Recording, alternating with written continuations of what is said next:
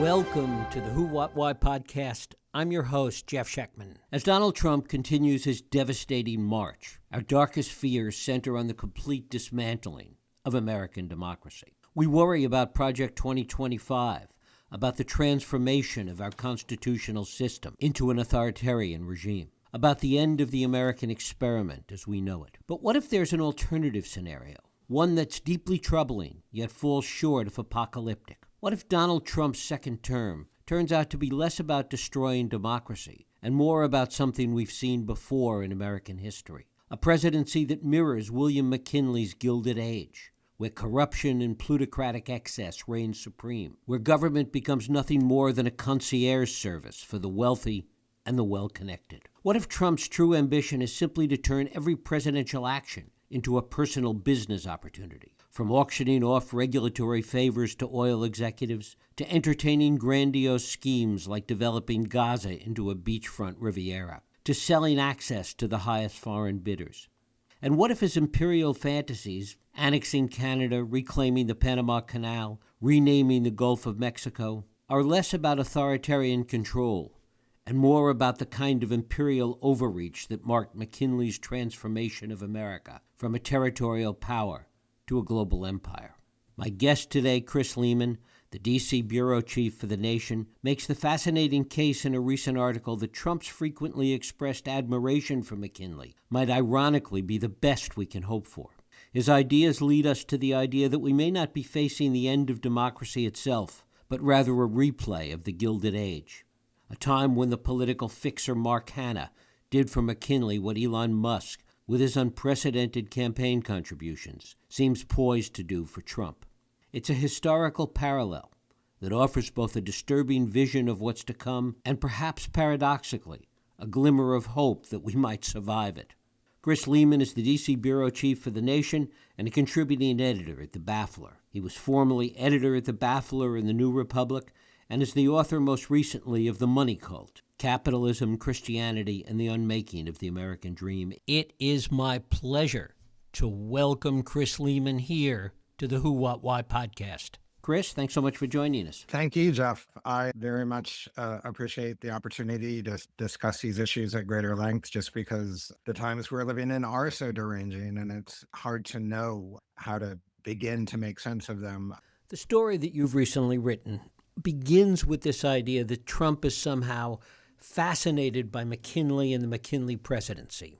The McKinley fascination on Trump's part goes back a ways, and there's actually it's more deeply rooted in the modern Republican Party as well. Karl Rove was a big Mark Hanna fan. He wrote his graduate thesis on Mark Hanna and overtly adopted him as a role model. And so, as ever with confronting the insanity of the Trump phenomenon, it's important to understand that Donald Trump didn't come out of nowhere. He came out of a deeply rooted set of conservative movement forces that built until the party was ripe for takeover by a kind of amoral plutocrat, and was also ripe, both, as you noted in your introduction, for this sort of great barbecue of donors dictating policy overtly. That is also something that goes back in the party to things like the K Street Project, which was also a Bush-era congressional initiative to try to ensure that all lobbying interests in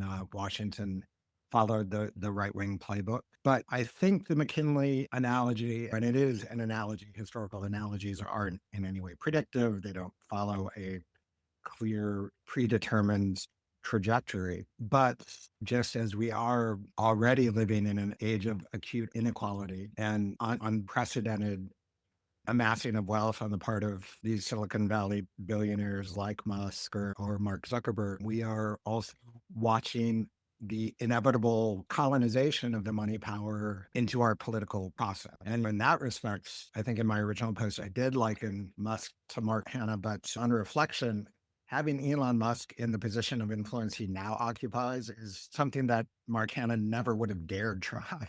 I think the more apt analogy would be like appointing John D. Rockefeller or J.P. Morgan to be Chief Justice of the Supreme Court. This is a quantum leap forward in terms of the moneyed influence on the inside of government, where Musk is quite overtly and daily steamrolling the Constitution, the rule of law on a grid of unbelievably stupid decisions informed, and I use that term loosely, by his hysterical kind of scan it and meme it approach to all the data that the Doge team is rifling through. It is an astounding quantum leap forward in the plutocratic stranglehold on our democracy. Talk a little bit about the context for McKinley, the sort of the Gilded Age that he brought in, and really the context of the times that he came to power. The original populist revolt in American politics, and I'm using populism here not in the debased, quasi-illiterate way that the punditocracy now uses the term, but in its actual historical meaning, which is to say it was an uprising chiefly of farmers, but also some urban workers toward the end of the 19th century who had been displaced in large part by the 1893 panic. They didn't call them depressions back then, but it was a full-scale depression with massive unemployment and the collapse of agricultural markets. And like everything else, it also had deeper structural roots of the 1893 panic, had to do with the rise of this then unprecedented class of Gilded Age monopolists, people like John D. Rockefeller in the oil industry and JP Morgan in finance, and Leland Stanford, whose name now graces a famous university in Silicon Valley, is another one. And these robber barons, as they were then known, basically put the screws on what was then a rapidly industrializing, rapidly expanding new market economy in the country. And so the populists begin out of a movement called the Grange movement, which was a lot, the Grange technically still exists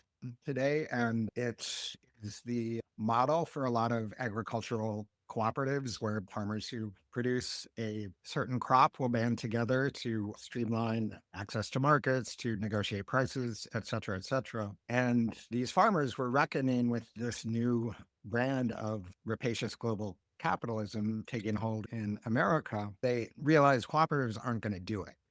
The railroads have control over when and how we can access markets, when we can bring our crops to different regions, and they will use that power to drive up prices and immiserate farmers. And farming, I should also stipulate, I come from Iowa, so I know this very well, is a debt-driven undertaking at all times. You're basically investing in crops and fertilizers and livestock and tractors in the hope of a harvest that will cover your costs. A related problem having to do with Depression of 1893 was that the United States was cleaving to the gold standard. It had gone off the gold standard during the Civil War to pay for the war. That's when you first had paper money introduced. And there was an earlier party called the Greenback Party to keep paper money in circulation against the gold standard. And the reason this is important is that debtors can use depreciated currency to pay back their debts at a lower cost than they were originally contracted to, which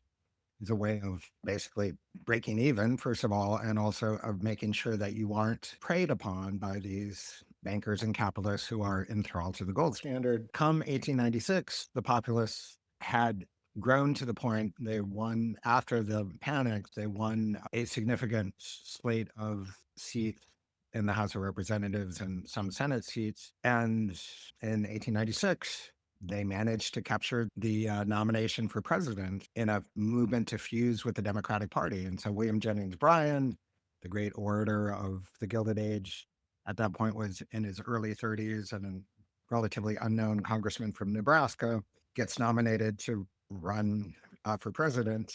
And on the Republican side, William McKinley is the answer to all of that.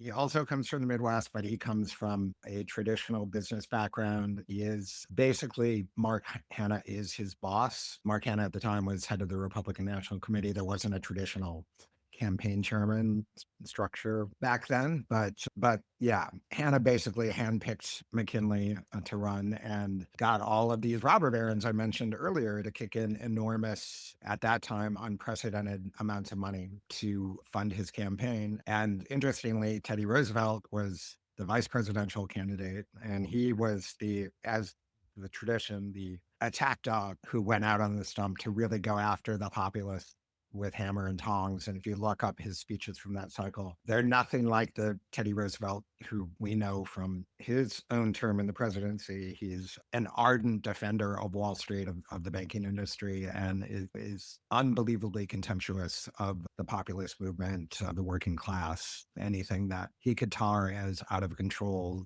radicalism or communism or what have you. If we pan back to the Trump McKinley fascination today, what's incredibly striking, and this is why I desperately wish we had a national press that knew something about the country's own history, because William McKinley was the standard bearer for beating down the populist movement, and we now stupidly call Donald Trump a populist. That it's hard to describe how completely wrong-headed that description is. Trump obviously has no interest in representing the economic concerns of average working Americans. He did nothing in that vein during his first term. He will continue to not do anything in that vein during his second term. He only gets called a populist because there is this uninformed and ignorant caricature of populism that has been in American discourse since Richard Hofstadter's revisionist effort to depict all populists as bigots and imperialists, which is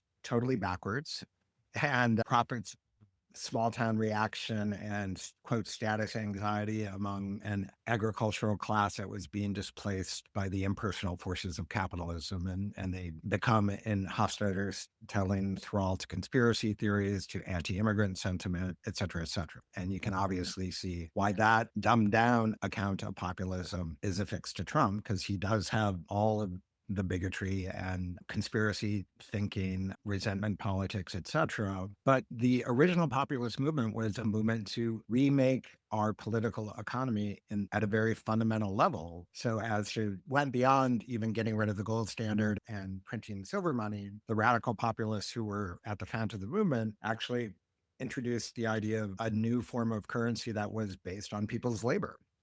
And it was called the sub-treasury system, and regional banks were, since crops, these were agrarians after all, were in this vision of things, the main medium of exchange. Different regions of the country would have enormous crop reserves, and they would weight the value of currency to that. And one of the weird ironies of history is this plan, which was then called the sub-treasury plan, would later become the model for the Federal Reserve. In the progressive era, when the national bank was chartered, it was modeled on the sub-treasury plan. Of course, what they forgot was to value labor at all and the creation of the Federal Reserve. And it has become a regulator totally captive to the banking industry, but that's a whole other story. Talk a little bit about the platform that McKinley ran on, the degree to which people had a sense of what he was ultimately going to do and how he disguised that when he ran.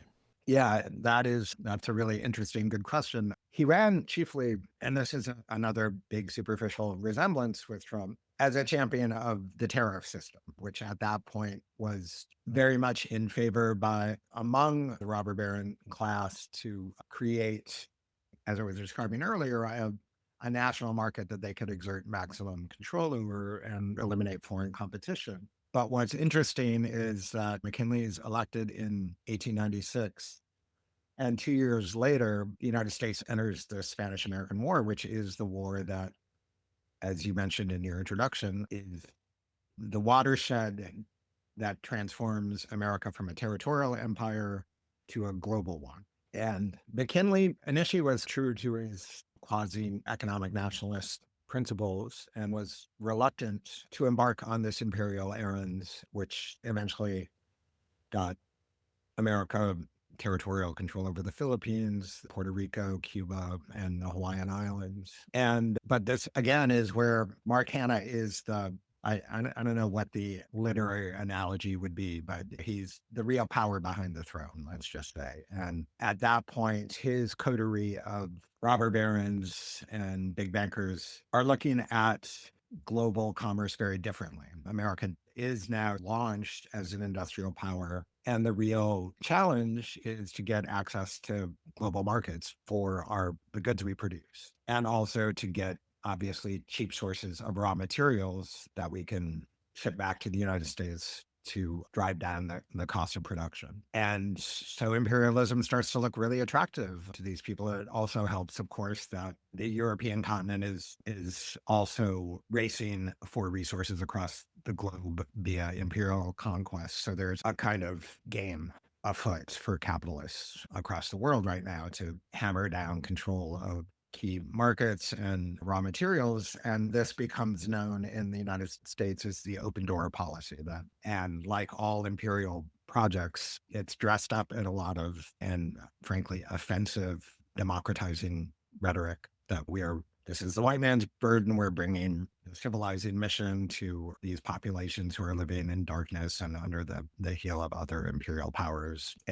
As the name suggests, the Spanish-American War involved territories that were under Spanish control. And so we also added this strain of New World democracy, like that we're going to create little Americas and free oppressed populations who are under the heel of the Spanish boot. And the history in pretty much all of these places is simply that America takes over the same role the Spaniards play and use their territorial control over these countries and territories to extract maximum economic value. Is there anything that we learn from the way the McKinley regime played out, the way tariffs played out, the way the Gilded Age played out, that can give us insight into dealing with Trump's version of viewing McKinley? It's hard to say. As I was saying earlier, history doesn't repeat itself. It rhymes. It's neat.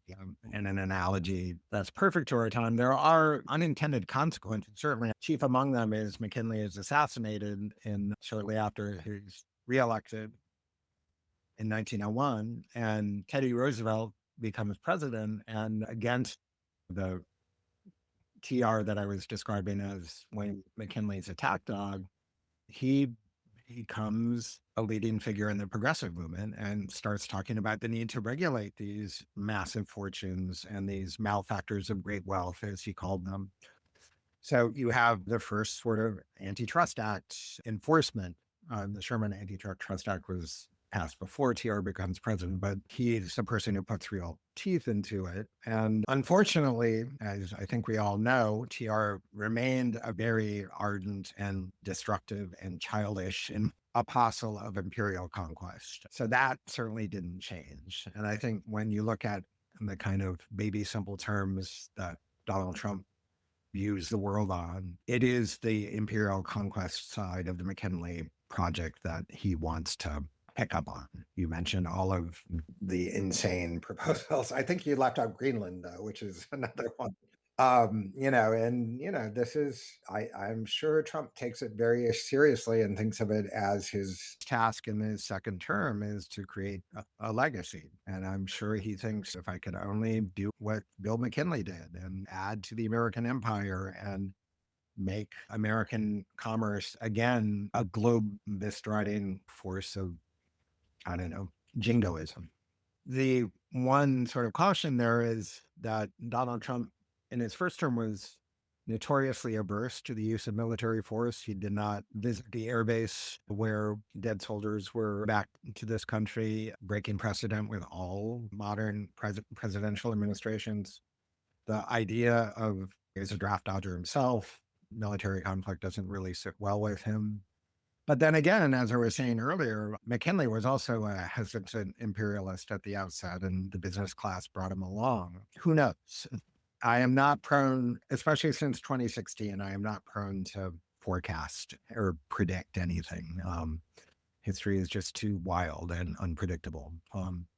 But it does, at a minimum, the McKinley parallel, I guess we can call it, shows how imperialism became so fundamental to the outlook of the American ruling class. And it hasn't changed, in my view, since then. We saw all the same civilizing mission BS when the George W. Bush administration invaded Iraq and proclaimed that there were Michael Gersh read a famous speech at the time about how America was the beacon of democracy throughout the world and had to reclaim that historic role, which is always really dangerous talk.